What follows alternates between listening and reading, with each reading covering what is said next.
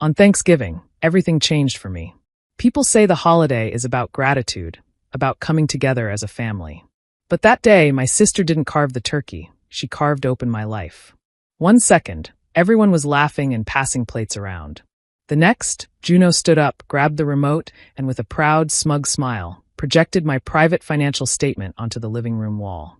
My $12.6 million net worth glowed in big white numbers, while every jaw in the room dropped. But no one was shocked in a good way. There were no congratulations, no hugs, no pride.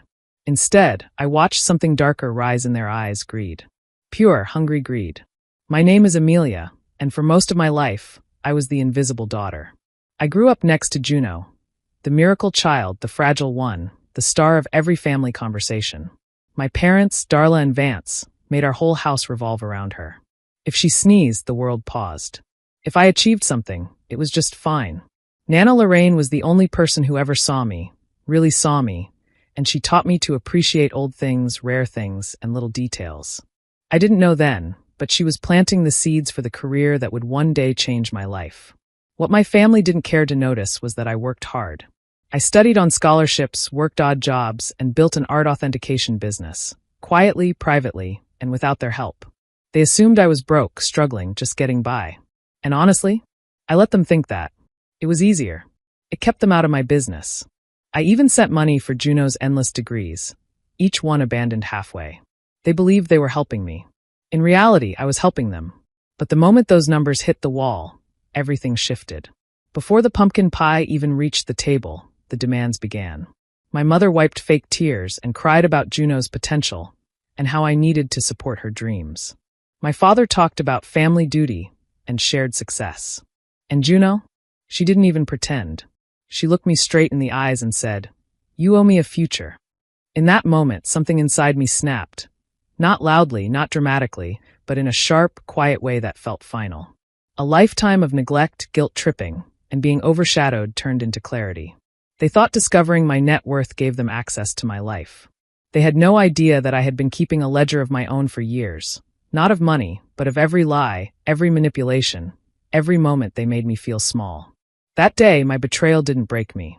It woke me up. And as they sat there arguing over what they thought I owed them, I realized something powerful. They had seen the number, but they still didn't see me. And soon they were going to learn what that really meant. I grew up always in the background, never the center of attention. My sister Juno was delicate, always needing care, always getting fussed over. If she sneezed or felt tired, the house would pause. My parents, Darla and Vance, spent hours worrying about her health, her comfort, her happiness. I learned early that my own feelings didn't matter much. I had to be careful, quiet, almost invisible, because attention was always reserved for her. I wanted to matter, but it felt like no one noticed. The only person who truly saw me was Nana Lorraine. She had a way of looking at the world that was different. She taught me to notice small things. The way sunlight hit a painting, the way a corner of an old book smelled, the way an antique vase held a story. She encouraged me to keep journals, to take notes on everything I observed, to appreciate beauty in old things. That guidance became my secret world, the place where I could be important and feel valued. I remember one moment that stayed with me forever. I was a teenager and had entered a national art history competition. I had spent months studying, writing essays, and preparing a presentation about a rare Renaissance painting. When I won first place, I felt proud, excited, ready to share my success with my family. But they didn't come. Not a single one of them. They said Juno had a high school play audition at the same time. And of course, that was more important. I sat in the empty hall, holding my certificate, feeling a mix of joy and loneliness that I couldn't explain. Nana Lorraine was there, of course, smiling proudly, but it didn't fill the space of my parents' absence. Those experiences taught me to rely on myself, to find strength in quiet moments, and to take joy in what I loved, even if others didn't notice. They also planted the first seeds of resilience. I realized early that people might overlook me, underestimate me, or even take me for granted. That didn't mean I was weak. It meant I had to be clever, patient, and persistent. I learned to observe, to listen, and to act when the moment was right. Living in Juno's shadow shaped who I became. The constant care she received, the family focus on her needs, the unnoticed accomplishments. It all created a quiet fire inside me. I learned to treasure small victories, to value knowledge and detail, and to trust only the few who truly saw me. It was in that invisible foundation of my childhood, built from neglect and observation, that the woman who could later take control of her life was born. I learned that even in the shadow of someone else, I could grow, prepare, and one day stand in the light. This invisible foundation became the beginning of my strength, the first step in understanding my own worth, and the quiet power that would guide me through the betrayals to come. I built my life quietly, without anyone noticing. While my family thought I was just dabbling in a hobby, I was creating something real and valuable.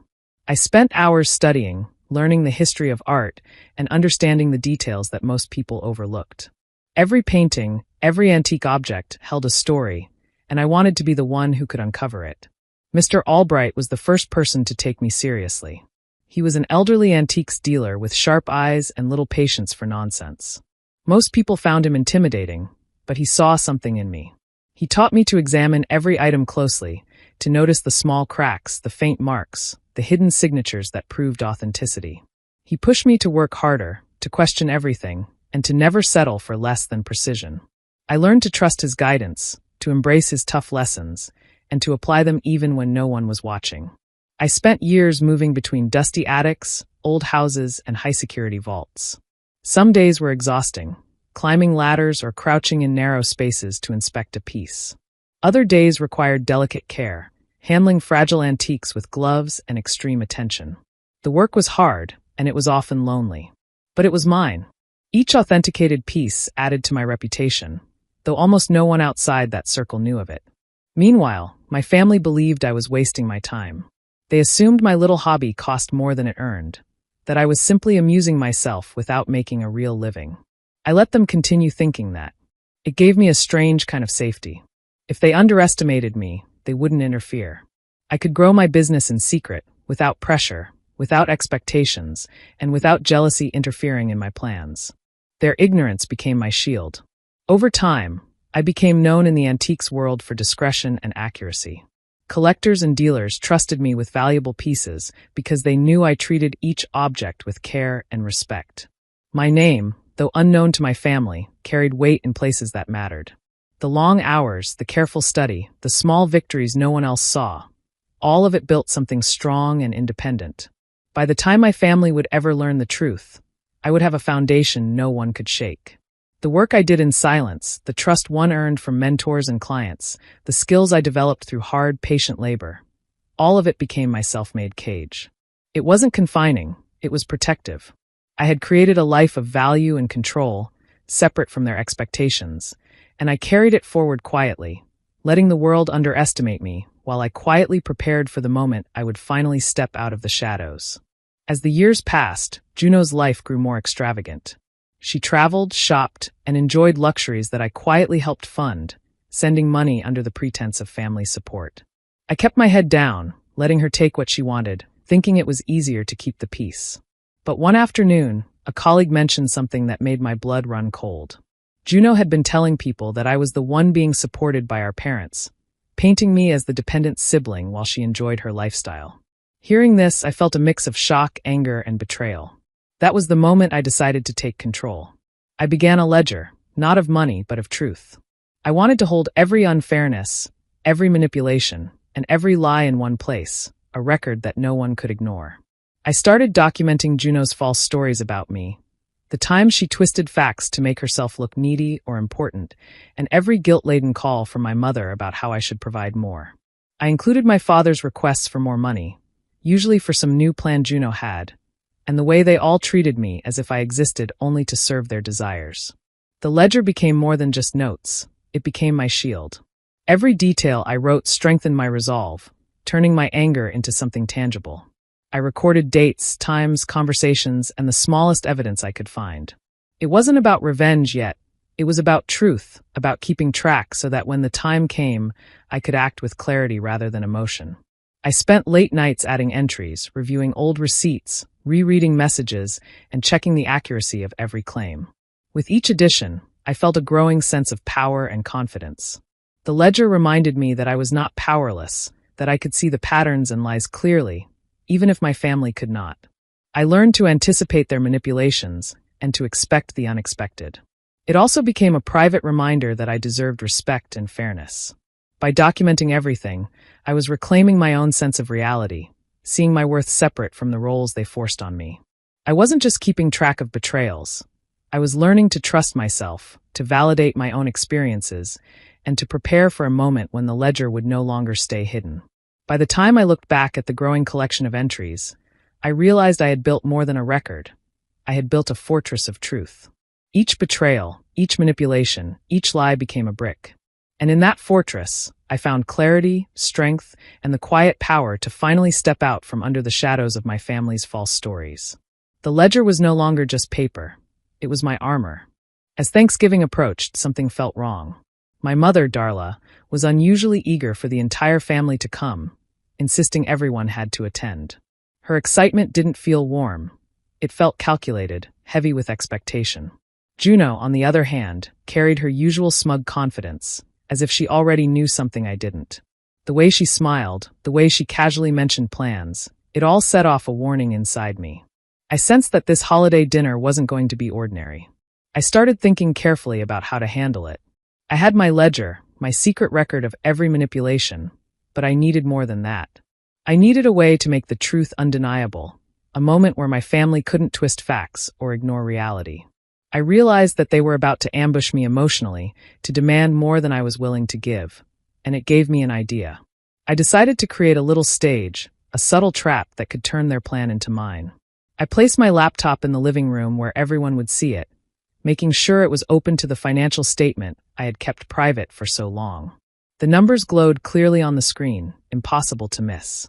I knew Juno's curiosity and her tendency to pry would lead her straight to it. She had a habit of noticing things that didn't belong to her, of poking into anyone's business if it promised her advantage. I trusted that instinct. At the same time, I prepared myself mentally. I went over what I would say, how I would react, and how I would stay calm no matter what was thrown at me. I reminded myself that this wasn't about confrontation for the sake of anger. It was about showing the truth and reclaiming control. I had been underestimated for years, but now I could use that against them. As the day drew nearer, I kept everything ordinary on the surface. I cooked, I cleaned, I greeted family members warmly, all while knowing exactly how the evening would unfold. The laptop sat quietly on the table, a silent signal waiting for Juno's eyes to fall on it. I didn't have to do anything to bait her. I only had to wait. When the family arrived, everyone chatted, laughed, and settled into their usual spots. Juno moved around the room, confident and curious. I watched her carefully, noticing the way she glanced at the laptop, the slight pause in her step as she realized what she had found. I stayed composed, smiling politely, letting her take the first move. The trap was set perfectly. I knew the moment was coming. The moment when my family's assumptions would collide with the truth, and I would finally have the upper hand. For the first time, I felt fully ready to face them, not as the quiet, invisible daughter, but as someone who had prepared, observed, and planned every step of the way. Everything was in place, and now it was only a matter of time. The house was busy with chatter and clinking dishes as everyone settled in for Thanksgiving. Everything seemed normal on the surface, but tension hung in the air. I stayed quiet, observing, my eyes on Juno, who moved confidently toward the laptop. She didn't hesitate. Her curiosity and sense of entitlement guided her hands. When the screen lit up, showing my financial statement, the atmosphere shifted instantly. What followed surprised me in one way, but confirmed my expectations in another. My family didn't express pride or even interest in my achievements. They didn't pause to admire the years of effort behind the numbers. Instead, they reacted with immediate, sharp demands. Voices rose, questions piled up, and expectations were laid out like a shopping list. I could feel the tension grow, but I remained perfectly composed. My mother's tone became urgent as she spoke of opportunities for Juno, of how I should provide for her sister's education, travels, and ambitions. My father reminded me of responsibility and family loyalty, suggesting I had obligations I couldn't ignore. Juno, standing there with her usual confident smile, seemed to soak it all in, taking in every reaction and adding her own remarks about what she deserved. Every word from them reinforced the pattern I had long noticed. It was never about gratitude, acknowledgement, or fairness. All they saw was the figure on the screen, a number they believed unlocked a lifestyle they thought they had earned. I felt their sense of entitlement pressing on me, the way they calculated how much I should give, how quickly I should act, and what they assumed was their right. I stayed calm, letting them speak, letting them reveal themselves. Their greed, their assumptions, and their disregard for my life and efforts were all visible now. They had shown their true colors, a family that measured me by what I could provide rather than who I was. In my mind, I traced each line of their behavior, remembering every slight and manipulation from the past. As the discussion went on, I realized the trap had worked exactly as planned. I didn't need to argue or defend myself yet. Their own demands and words exposed their priorities. They had believed that seeing my finances would give them leverage, but they had only shown me the clarity I needed. I could see the structure of their greed, the patterns of expectation, and the flaws in their assumptions. By the time the conversation slowed, it was clear that the balance had shifted. I remained quiet, letting the room fill with their voices, their urgency, their insistence. The display of entitlement had reached its peak, and I watched carefully, knowing I was ready to respond on my own terms. The evening had begun with a feast, but it had become a demonstration of control, patience, and observation. The trap had captured exactly what I needed, the truth of who they were. I watched as the room buzzed with demands and complaints, my family circling around, each voice trying to push me into submission. I stayed calm, letting their words fill the air while I waited for the perfect moment. Then I reached for the small, elegant journal I had hidden nearby, my ledger. It felt heavy in my hands, not with weight, but with the truth it carried. I opened it carefully, letting my eyes scan the pages one last time before I began. I spoke slowly, deliberately, reading aloud the first entry. I quoted my mother's pleas, letters, and texts where she asked for money for Juno's needs, painted with guilt and pressure. Each line was paired in my words with images and examples of Juno's extravagant lifestyle, luxury trips, expensive gifts, and indulgent outings captured on social media. The contrast was sharp, undeniable, and impossible to ignore. Next, I addressed my father's repeated requests. Each tuition payment, every supposed necessary investment in Juno's education was detailed. I listed degrees she never completed, programs she abandoned, and the times my father insisted I fund them anyway. Every instance, every lie was documented, exact and precise. I didn't raise my voice or show anger. I let the ledger speak for itself. The cold accuracy of my record carried more weight than any argument could. As I moved from entry to entry, the room grew quieter. My family's reactions changed from irritation to confusion, and finally to stunned silence. They had assumed they could push me, guilt me, and manipulate me, but now their own actions were reflected back at them, clear and undeniable. Every word I read exposed the hypocrisy of their behavior, the selfishness hidden behind their supposed concern for family and duty. I continued, reading through the manipulations, the lies, and the patterns of entitlement. Each example was linked to a real event or evidence, each accusation supported by facts. My family could not argue with what was written, and they could not hide behind excuses.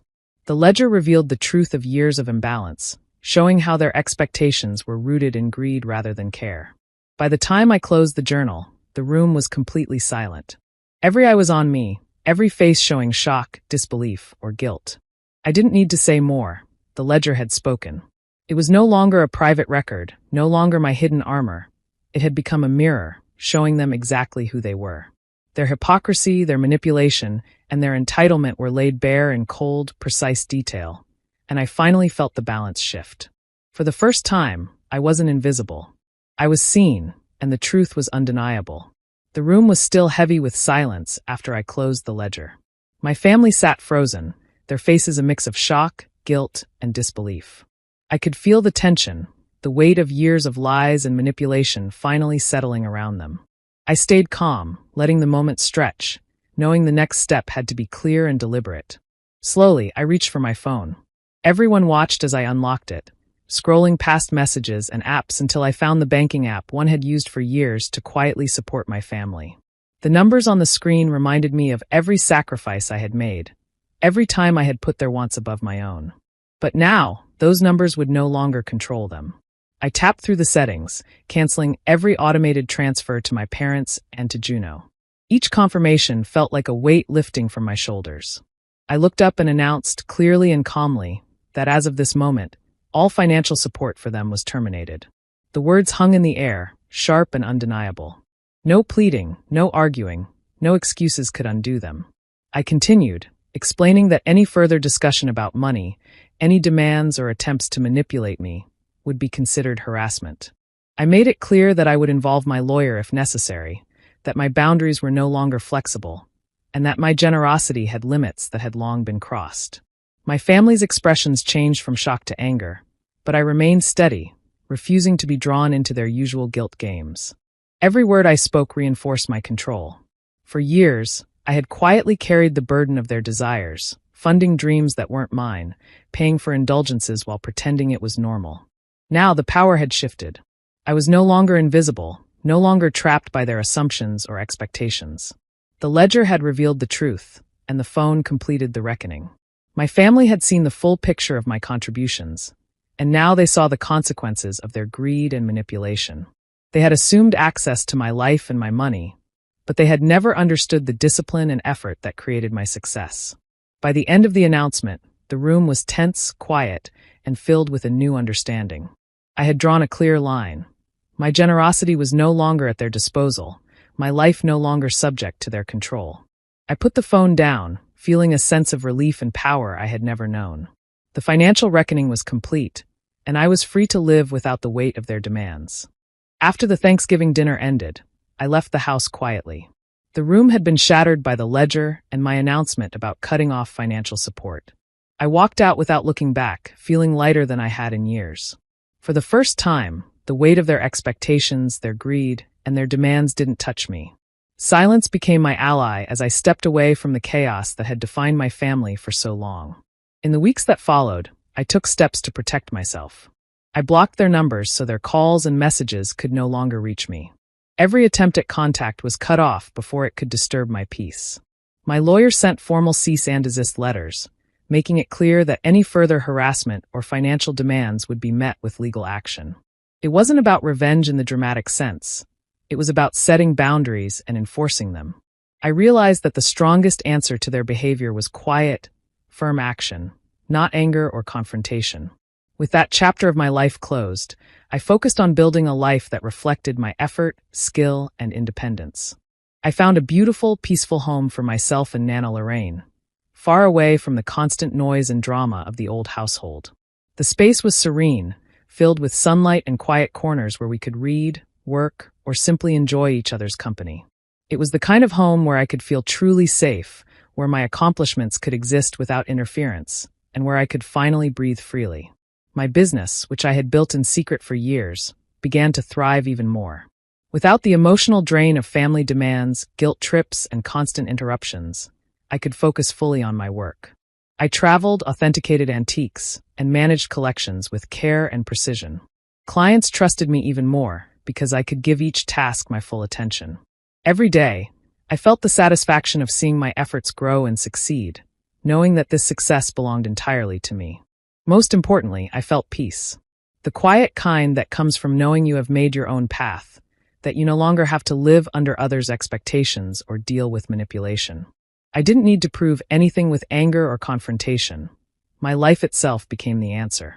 I realized that true revenge doesn't come from dramatic gestures or shouting. It comes from building a life that cannot be shaken by those who tried to control you. Watching Nana Lorraine smile in our new home, seeing the calm around us, I knew the real victory had been achieved. I had escaped the shadows of my family's greed and manipulation. I had found freedom, safety, and happiness on my own terms.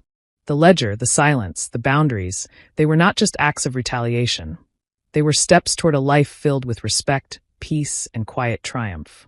For the first time, I felt completely in control, and it was the most satisfying feeling in the world. Looking back on everything, I can see how far I've come. For years, I was the invisible daughter, living in the shadows while everyone focused on Juno. My accomplishments were ignored, my feelings overlooked, and my life treated as if it belonged to someone else. I endured the neglect, the manipulation, and the constant demands without complaint, learning to be patient, careful, and observant. But all that patience wasn't wasted. It became the foundation for the life I have now, a life I built on my own terms. The journey wasn't easy. There were times when I felt trapped, frustrated, and unappreciated.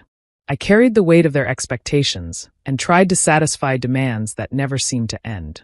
But every challenge also taught me something important: how to protect myself, how to notice patterns, and how to plan my steps carefully. I learned that strength doesn't always come from confrontation. Sometimes it comes from patience, observation, and knowing when to act. Every small lesson added up, shaping me into someone who could take control of her own life. Now, I feel the freedom I never had before. I have built a life that reflects my efforts, my skills, and my values. I live in a home that is peaceful, surrounded by comfort and quiet, with Nana Lorraine by my side. I can focus on my work, my passions, and my happiness without the pressure of other people's expectations. I have security, stability, and the space to enjoy the life I've earned. This freedom feels like a reward far greater than anything I could have imagined when I was young and invisible. I've also learned a deeper truth about family. It isn't just about blood or shared history. True family is made up of the people who respect your boundaries, who celebrate your successes, and who support you without taking advantage of your efforts. I realize that being surrounded by those who care only about what I can provide is not family. It is responsibility without love. Understanding this allowed me to let go of resentment and focus on those who truly matter in my life. The ultimate lesson I carry now is simple but powerful. Revenge is not about drama or confrontation. The real triumph is living a quiet, happy life on your own terms, free from manipulation and control. My past pain shaped me, but it does not define me. My success, my peace, and my freedom are proof that I am no longer invisible. I have control over my life, and I can enjoy it fully, without fear or compromise. That, I realize, is the true victory, the peace and happiness that comes from standing firm, making choices for yourself, and creating a life that belongs entirely to you.